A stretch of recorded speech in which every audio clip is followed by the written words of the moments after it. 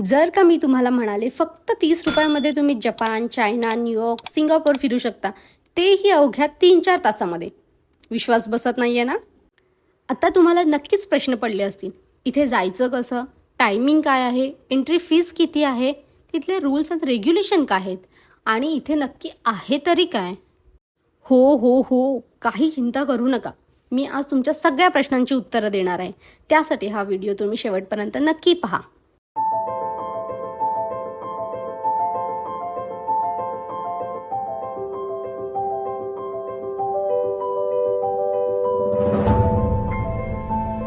नमस्कार मंडळी, आज आपण अशा ठिकाणी जाणार आहोत. ते ठिकाण बनवण्यासाठी चक्क इन्स्पिरेशन घेतलेलं आहे ऑल ओव्हर द वर्ल्ड.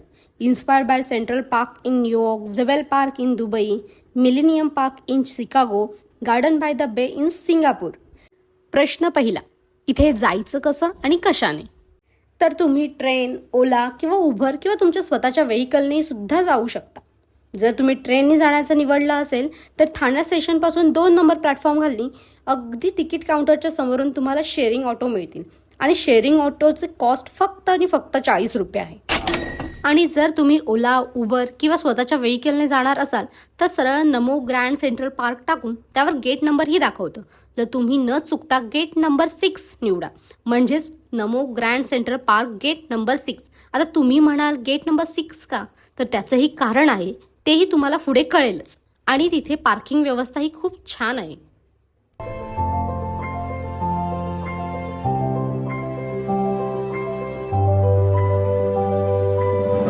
आता आहे प्रश्न दुसरा, तिथे जाण्याचं टायमिंग काय आहे?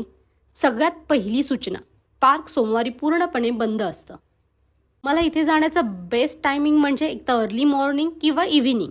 हे पार्क सकाळी 6 ते 11 वाजेपर्यंत चालू असतं आणि दुपारी 1 ते रात्री 9 वाजेपर्यंत चालू असतं. पण तिकीट काउंटर हे सकाळी 10:30ला बंद होतं आणि रात्री 8:30 नंतर कोणालाही एंट्री मिळत नाही. आता प्रश्न तिसरा, एंट्री फीज किती आहे? अगदी गेट नंबर 6च्या समोरच तुम्हाला तिकीट काउंटर मिळेल. जर तुम्ही विकेंडला जात असाल तर तुम्हाला 20 रुपये तिकीट्स, आणि जर सॅटर्डे संडे जात असाल आणि पब्लिक हॉलिडेसुद्धा जरी असेल तर तुम्हाला 30 रुपये तिकीट आहे. सिनियर सिटीजनना 10 रुपये आणि लहान मुलांना फ्री, तेही 15 वर्षापर्यंत. तुम्हाला बायसायकल एंट्री पाहिजे असेल तर 20 रुपये चार्जेस घेऊन तुम्ही बायसायकलसुद्धा ते लोक तिथे प्रोव्हाइड करतात. जर का कुणाला DSLR घेऊन जायचं असेल तर तिथे फक्त 150 चार्जेस आहेत, कारण फोटोज आणि व्ह्यूजसाठी बेस्ट लोकेशन आहे. इथली एक युनिक गोष्ट म्हणजे मला आवडलेली, इथे मंथली पासेससुद्धा अवेलेबल आहेत. फक्त मॉर्निंग एंट्री पाहिजे असेल तर 250 रुपीज आणि मॉर्निंग प्लस इव्हिनिंग एंट्री पाहिजे असेल तर 500 रुपीज. पूर्ण महिना तुम्ही इथे येऊ शकता. तसंच तिथे बगी सर्व्हिससुद्धा अवेलेबल आहे. प्रश्न चौथा, इथे रूल्स अँड रेग्युलेशन काय आहेत? इथे outside food, use and throw water bottles अजिबात अलाउड नाहीत. इथे एंट्री पॉईंटलाच तुमची पूर्णपणे बॅग चेक केली जाते. तिथे बिस्लरी काउंटर्स आणि फूड स्टॉल आहेत, पण बिस्लरी काउंटर हे 12:30 नंतर ओपन होतं आणि फूड कोर्ट अजूनही ओपन झालेले नाहीत. थोडा पर्यावरणाचा समतोल आपणही राखला पाहिजे. जर कचरा केला तर 500 रुपये दंड तिथेही आहेच. तिथे पाळीव प्राण्यांना अजिबात प्रवेश नाहीये.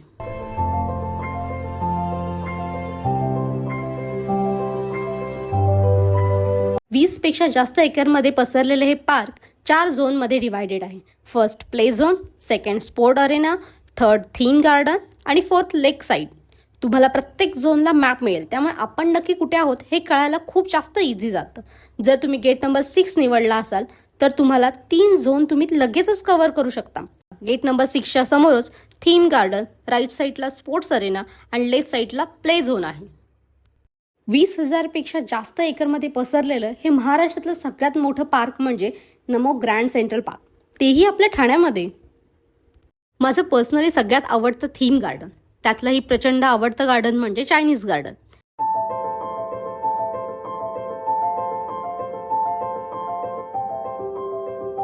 चायनीज गार्डनच्या सुरुवातीलाच कमानीवर चायनीज भाषेत काहीतरी लिहिलं होतं. मी ते उत्सुकतापोटी ट्रान्सलेट करूनही पाहिलं, तर त्याचा अर्थ असा होतो की पीस गार्डन. अगदी नावाप्रमाणे तिथलं वातावरण. तुम्ही इथे मेडिटेशनसाठी, बुक रिडिंगसाठी किंवा क्वालिटी टाईम स्पेंड करण्यासाठी एकदम भन्नाट जागा आहे. एक्झॅक्टली समोरच जॅपनीज गार्डन आहे.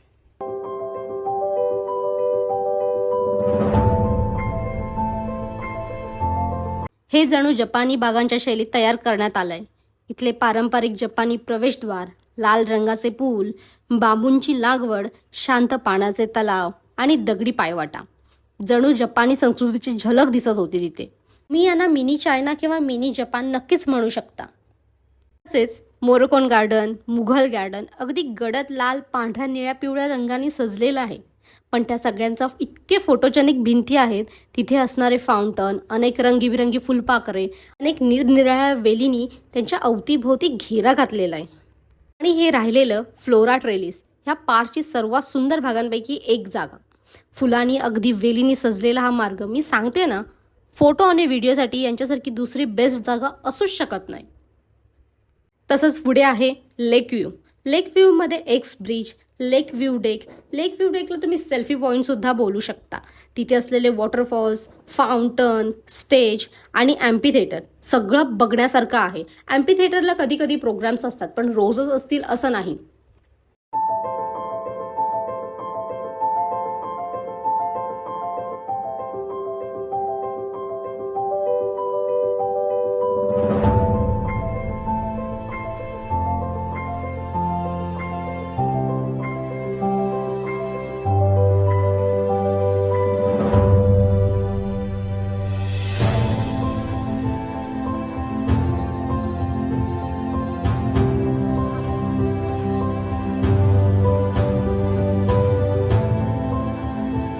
आणि आता राहिला तो म्हणजे सगळ्यात महत्त्वाचा प्ले झोन. तिथे splash pad, adventure play, fitness station, tree house, adventure zone, chase plaza, victory hill, zip line. अगदी अगदी खूप साऱ्या गोष्टी तिथे लहान मुलांसाठी खेळण्यासाठी आहेत. पण झीप लाईन हे 6 ते 12 वर्षांखाली मुलांसाठीच आहे. आणि ते स्प्लॅश पॅडचं टायमिंग आहे ते संध्याकाळी 4 ते संध्याकाळी 6 पर्यंतच. सगळ्यात शेवटचा स्पोर्ट्स अरिना.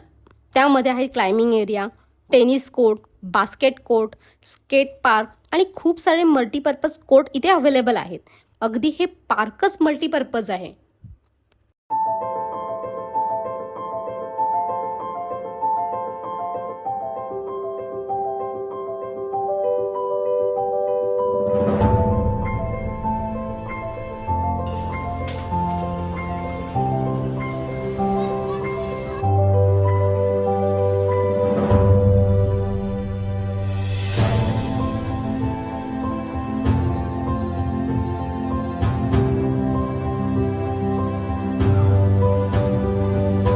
कुणाला निवांत बसायला आवडतं, कुणाला गार्डन सफारी पाहिजे असते, तर कुणाला लेक व्ह्यूला जायचं असतं, तर कुणाला ॲडव्हेंचर करण्यात मजा येत असते. लहान मुले असतील तर त्यांना नक्कीच खेळायला आवडत असेल.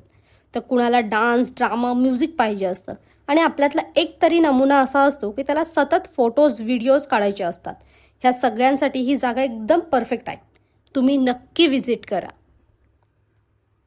असेच ट्रॅव्हल ब्लॉग पाहण्यासाठी तुम्ही आमच्या अघन्य स्टोरी या यूट्यूब चॅनलला फॉलो आणि सबस्क्राईब करायला विसरू नका. धन्यवाद.